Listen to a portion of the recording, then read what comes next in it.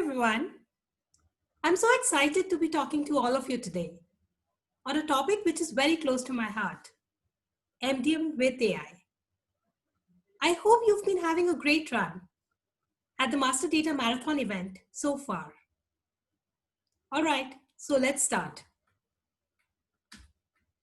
My name is Sonal. I'm the founder of Nube Technologies.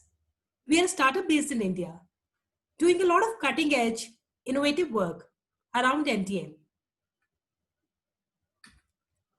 Today, I'm going to be talking to you about some MDM challenges in a rule-based system, and areas where AI can be applied to an MDM. So this is a shipping company which has undergone a lot of mergers and acquisitions. And to add a new system to their existing MDM, it takes them more than 7 months. This is a beverage company which has an MDM for procurement, but they've not been able to master everything.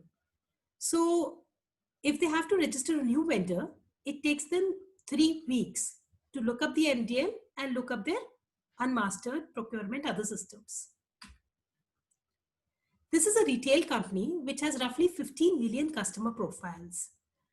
And they have 200K, roughly 200K incremental customer profiles in terms of updates, in terms of additions.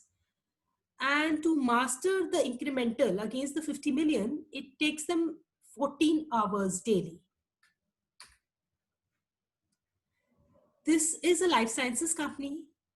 The first phase of their MDM rollout has taken them 2.5 years for 6 million customer profiles. A hard-hitting number here, the implementation costs of an MDM system are typically 4 times the license cost. And what that indicates is that there is a lot of hand configuration, manual coding that we are doing after purchasing the software to get the MDM working for us for our data. At the same time, so we have this MDM rule-based system, which in many cases is not able to give us the data at the speed that we want. And then we have this external pressure from COVID, where the way we are doing business, the way we are working completely has changed. There's so much digitization that has happened. And we need to be data driven very fast. We need data tabs. We need to be able to access the information. So COVID has really pushed us to look at other things, faster ways and more efficient ways of doing things, where we just can't rely on a coworker in our building and ask them to prepare some data reports for us. People costs have always been a challenge, and they will continue to rise. And then there is the tech challenge in terms of cloud adoption, in terms of more and more data coming in terms of AI and ML. So at the heart of an MDM system, I mean, if we have to fix something, let us understand how it works. At the heart of an MDM system, there are few key processes that run. We get data from the data silos into a central central repository. We massage the data. We say which column from which data set should go into the output. We cleanse the data. We match. By matching, we say which records belong to the same customer, to the same product, to the same vendor. Then once we have those clusters of matches, we merge them together. We say that we trust one source system over the other for some attributes. And then we build a consolidated view, which is called a golden record. Despite doing all this, setting up all these rules, there is a good element of governance, of overriding the data that is coming out, because we have more context. Sometimes the algorithms have gone wrong. So combination of both, typically we have more context and we try to adjust. And then we publish all this data out, the mastered entities out, to downstream applications, to the data warehouse, to our analytical and reporting tools, and to predictive analytics. Now, because the tech landscape has changed, honestly, ETL and publishing, the extraction and getting data in, and the publishing of the data is actually something that a lot of cloud services are providing. There are a lot of change data capture tools which can listen to the source and stream changes to our system. So at the heart of it is essentially for the MDM, the core piece is the data management in terms of the matching and the merging. Now, the first process when we get data into from our silos in an MDM is that we do the schemas, the mapping. So for the MDM column, first name, last name, here in this example, the CRM column could be coming as first underscore name, and the ERP column could be spelled as F name. So we want to say that, the first name column has to get values from this column in these sources. And similarly for email, similarly for mobile. And this we pretty much do by hand for every source system that we integrate. In terms of data matching, I have a sample of simple 3 records, all referring to the same individual. Just very few, 4 attributes here. And there are so many variations. There's a salutation. The name is, first name itself is missing. The typo in markers. The house number has a forward slash. One of them is missing the house number. Again, plan is spelled as plain. The second record doesn't have the country code at all. A lot of leading zeros, not spelled as +1. Leading spaces. And again, Wisconsin spelled differently. So even with 3 records, 4 attributes, there are this is just a sample of things where they could go wrong. And real life data tends to be even messier, more attributes, more variations. And there is no single field like an SSN or date of birth which we can trust, or where we can say that if these are the same, these records belong to the same individual. And if that is the case, what essentially happens is, because there's no unique identifier, we have to compare one record against every other record in the repository. So if we have 10,000 records, we have to compare against those 9999 records and judiciously say which of them are matches. So it really blows up. If we go from 10,000 records to 100,000 records, we essentially increase the number of comparisons we make 100 times. And that is the heart of the complexity in an MDM. Now, because we can't join everything with everything, it is computationally so exhaustive, it was expensive, it is going to completely pull down our systems. So to avoid that, what we do is that we need to break down this problem of matching everything with everything, and to be able to get data in a form where matching is easier. So we do a lot of pre-processing on the data. We profile the data. We try and see what are the null values, which fields we don't need to care about, which fields are typically very similar to each other. So that kind of data profiling done by hand, a lot of reports generated to figure out what are the things we should consider while matching. Then there's the standardization, so that it's easier for us to compare things. And to do that, we will mark the Mr. So all the salutations can probably go, or the DRs can be replaced by doctor. So it is consistent. And then comparing doctor with doctor is easier than comparing a doctor with DR. So we do all the standardizations of names, of addresses, AVE to avenue, ST to street. And we define a fuzzy match key. So by a fuzzy match key, essentially what we're doing is that we, as I was mentioning, we don't want to compare everything with everything. And if we don't want to compare everything with everything, let's break that down. Now to break that down, how do we do that? We define, let's say that, only look within the zip code. If the zip codes are similar, are same, those records can be compared with each other. So there's no sense comparing, things with completely different zip codes and city codes or countries maybe. So if you are from, if the record is from India, no need to compare it with records which are in the US. And that's how you can, make a combination of fuzzy match keys and feed that. So take some time to figure that out and then use that. Then once we have that, so we've broken the problem down, but we still need to say what is matching with what. And for that, we say that, if the first name is matching to this extent and the last name is matching to this extent, so for each attribute, we develop some scoring, and together we add those scores in with weights and derive a final score. So that is the fuzzy match process. And even after doing all this, because it is computationally pretty expensive, we do an extensive amount of database tuning.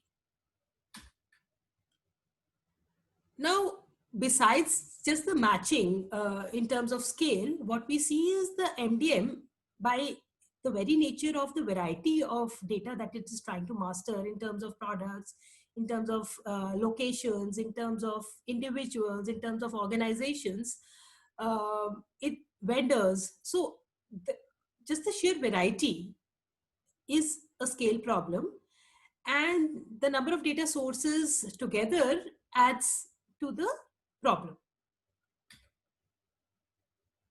So now that we've understood, I mean, these are the challenges that we typically face. What can we do better? Is there some way in which, we can improve on this or take a fresh look at this? So why not, as I was mentioning, why not, just take a fresh look at it? Why not take a completely different way of solving this by adopting some key new technologies which have come up? So enter AI, the superpower, which is, so what really is AI? I mean, the term is used broadly, but what we have is training data. Training data is essentially the data over the records over which we know what are their, where do they belong? Do they match? Do they belong to a particular taxonomy? Do they belong to a particular column? So we already have the values, the results for them. And then a model is essentially an algorithm or a combination of algorithms which can learn from this training data, derive those patterns, and then predict for unseen data. So that is pretty much what applying AI is. You have some training data, some data from which you can learn from, which has the labels. Then we build representations from that data, which is feature engineering. So the computer will not understand markers, but it will understand that these two records have this kind of overlap. And then what is the probability of the city being, same for matches? What is the probability of, what is the overlap between address for two records to have matches? And what is the overall probability? So that kind of representations. And so feature engineering essentially, and building a model which understands and fits this data. Now, all simple, but how do we get this training data? I mean, one of the key challenges in adopting AI is, like, where do we get the data to learn from? We may be lucky, we may have a legacy system where we already have some training data, or we can manually get some people to, do it by hand. But the manual process again is going to take months. And if that is what we were set out to do, I mean, what benefit are we getting? What benefit are we deriving? We could have rather just implemented a rule-based system. So if training data is not there, we have to be creative and build training data. And to build training data, there are techniques to do that in AI. There's this technique called active learning, where the algorithms pick out some records. So you don't have to label everything like in manual labeling. you can actually, so the algorithm selectively picks out some records, picks out some data points which a user can label. And that user can be a business user, just understands the problem at hand, doesn't need specialized technical skills. And from there, very frugally, those labels are selected and the generalization is made for building the model. Then there's this another technique called weak supervision, where a lot of functions, simple functions, are hand coded. So in the case of, say, matching, we can say that if the city is the same and the area code is the same, uh, they are probably a match. So this is a match. So you say, so let's say build out yes no functions for that. These yes no functions would not be accurate. The labels they give would be pretty noisy. But the weak supervision algorithms can work around these noisy labels and build out accurate representations, because at the heart of it, they know that the functions are built in a way that they would be noisy, but they would be correct too. So they can cancel that noise and build out a model there. So as I was mentioning that in schema mapping, what we do is that we have the source attributes which we link to the target. And this is done by hand. But what if instead of doing this, the system can start recommending to us what, by contents, by looking at the column, what, you know, what columns we can actually map to each other. So in this case, the primary contact, it has learned that the primary contact from the input can actually be mapped to the first name column in the output by contents, by looking at the contents. And how is this done? We actually can. So similarity is a very common thing that we do across all machine learnings. Like Amazon is going to look at my buying pattern, look at other users who have similar buying patterns, and be able to suggest and recommend, what thing I'm likely to buy next. And similarly, we can cluster columns which have the same value ranges, which have the same kind of values, which have the same kind of null values. So the data distributions, the number of values, etc., are same. And through feature engineering, we can cluster similar columns together. And that can be a recommendation. So it makes our job easier to add a new system. Similarly with matching, by using active learning, instead of building out everything by hand, the algorithms can select some records for us to label. And we can say if they are matches or if they're not matches. And we can, just by saying yes, no, we can train the model and build out a sufficiently good, accurate rule set internally, which can do our matching for us. And how this can work is, so matching has multiple problems. One is we don't want to compare everything with everything, as I was mentioning, because that's a computationally very expensive. So when we are labeling, when we are saying yes, no, these algorithms have to learn to cluster. Instead of we doing the fuzzy match key, selecting the fuzzy match key, how we are labeling, they can pick out the pattern and say that, yes, it looks like the fuzzy match key, a combination of these records or these attributes like city or country is a good bucket to put similar records together. And then within that bucket, it can learn to classify uh, what records actually, in terms of, what is the probability of the user saying it's a match with the contents of the field matching. So it can learn to classify them, whether they are matches or non-matches. And active learning I already talked about. So once we do that and we take a completely fresh take, we actually don't have to do any data massaging. Very minimal data massaging for us. It can actually learn a lot of things, and we don't have to really tune the system that much if we also run it on a distributed system. So besides these, AI can actually also be used in a variety of cases, like spend classification, where you want to understand what supplies belong to UNSPSC or E-class or a particular taxonomy. We can say that, this supply is probably a print supply, this is an office supply or a stationery, by looking at the column contents. Data quality, AI can flag which values are erroneous, because it is already doing a lot of fraudulent transaction monitoring and anomaly detection. So maybe some of those techniques can actually be applied here. In terms of data transformation and unstructured mastering, looking at records which free flowing text, and getting out values from mastering values from news feeds or articles, and enriching our data sources. That's also something that can be used by that can be done through a combination of NLP and AI. So broadly, those are some areas that we can start looking at. Now, I've mentioned that, a lot of things can actually be solved by AI, but AI is not a silver bullet. And while applying AI, we need to make sure that we are getting sufficient value out of applying that AI. Is this problem really an AI problem?